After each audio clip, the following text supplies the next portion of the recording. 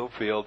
We'll be coming up to Carson Street here in just a second. So right he's now now moving away from the freeway, right? Yeah, we are moving away from the freeway, but we are kind of parallel to southbound 605 just by by a mile or so. So it looks like making a westbound turn here, westbound, and now we are headed towards the 605 if we continue on this street here. So, and at this rate of speed, you really can't do a pit maneuver, can you?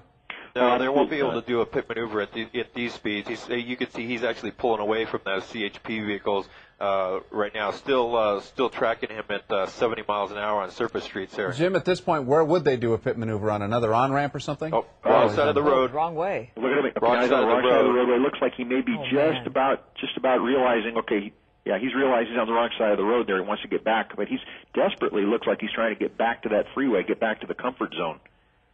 Yeah, he's not having any good luck there, but we're just going to pass the 605. We're going underneath the 605 now, so went past the 605 and still westbound on Artesia.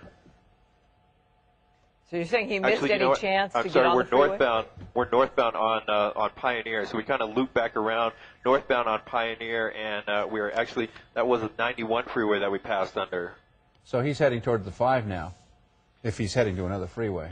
Yeah, it's quite a ways for the 5 freeway at this point, but still northbound. We're still doing 60, 65 miles an hour here. Traffic is light so far, but you saw a couple of those major intersections that were around the 91 freeway. There still was a good amount of traffic at the stoplights. Well, the danger here again is like we saw the other day, where the person had a head-on collision with actually a T-bone collection. He's making a U-turn. He's making a U-turn. Yeah, I think he wants to get back on one of those freeways. Southbound Pioneer from Alondra. He's considerably ramped it up, though, here on surface streets, because these intersections he's going through, every one of them is an opportunity for a tragic accident, and the CHP definitely has realizes he's considerably ramped it up. So, Jim, what kind of charges already is this guy looking at? Oh, well, he's definitely stacked up, in evading. Definitely, he's looking at probably 6 months in jail minimum for this type of crime. That's just not counting if he's got some other warrants or some type of parole hold or anything else that he's done that will be discovered afterwards. But it's a serious offense. Kevin, where's he at now? Southbound, we just passed through 166th Street here, southbound on Pioneer, passing under the 91 freeway once again. Yeah. And then still going back, headed back southbound on Pioneer. So, Jim, this is our 4th pursuit this week. Are there any studies? Are there more pursuits? Are pursuits up? Or is there any kind of count? Is it just a weird week? Christine, it's really crazy. It's hard to say. I mean, some of them we're not hearing about. Some of them happen during the day that we don't hear about. These may just be the opportunities. But statistically, the numbers are pretty even across the board. Since the last time we spoke, I did check some of those numbers, and it does seem pretty consistent. Almost 30% of these guys actually get away. Wow. Is CHP still in pursuit here? Yeah, they're still right behind the vehicle. I'm going to pull out to show you. There's at least 3 cars here. The two lead cars are staying up with them, but still southbound on Pioneer Boulevard here. And just still moving at, we're tracking this still at about 70 miles an hour. Jim, I think of the training that these officers have to go through and what they must be thinking as they're driving at these fast speeds right now on surface streets, but then even faster on the freeways. Well, there's so many things they have to think about. First of all, they don't want to get in an accident. They want to make sure that they have plenty of room between themselves and the suspect. But they're also planning for that eventual stop. What is this guy going to do? Is he going to just simply come out, or is it going to be a foot pursuit? Is he armed? This guy is really, really trying to get away, and I can guarantee you that of all the pursuits, this one is probably the most amped up one that we've seen recently. Mm-hmm. Yeah, the kinds of speeds on surface streets are.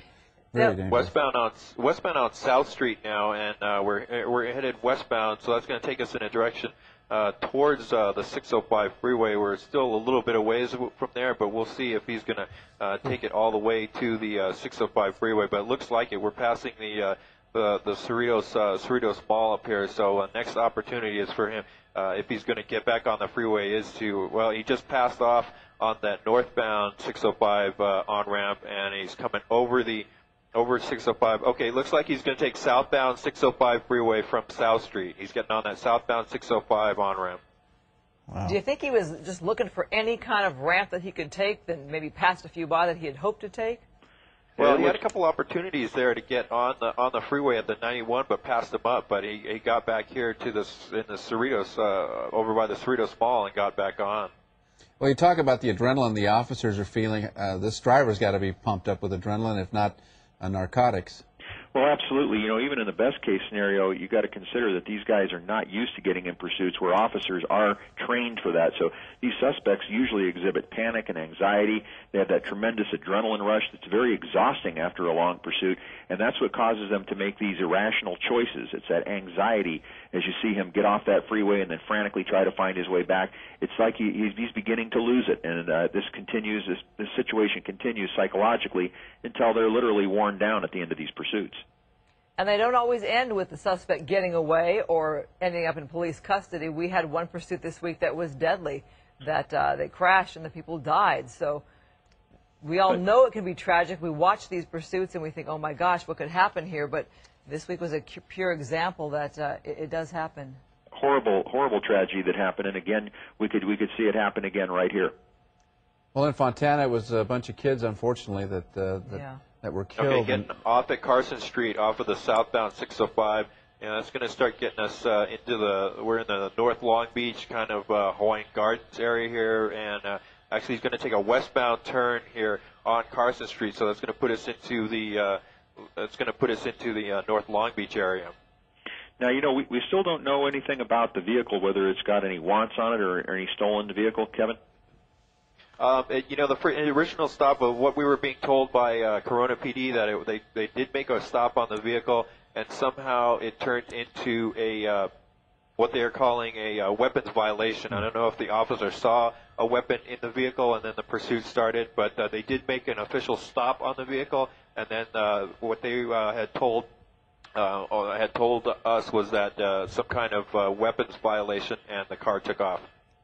Well, he's got a lot of traffic going through the intersection. That's a red light there. His traffic is stopped. Still going westbound on Carson Street here. I don't think he's gone through a single green light. They seem to all be red.